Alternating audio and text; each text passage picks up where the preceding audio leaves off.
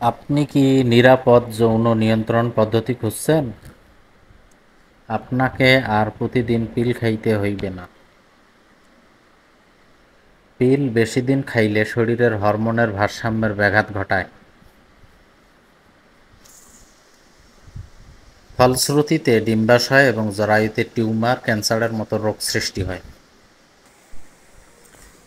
জন্ম নিয়ন্ত্রণের নিরাপদ দুইটি পদ্ধতি দেওয়া হলো। পদ্ধতি 1, মাসিক যদি 30 দিন পর পর হয় তবে মধ্যবর্তী 10 দিন সহবাসের সময় কন্ডোম ব্যবহার করুন। পদ্ধতি 2, মাসিক যেদিন শেষ হবে তার পরের দিন থেকে পর পর 3 দিন হোমিও ঔষধ নেট্রাম মিউর 200 শক্তি 2-3 ফোঁটা সকালে খালি পেটে খেতে হবে।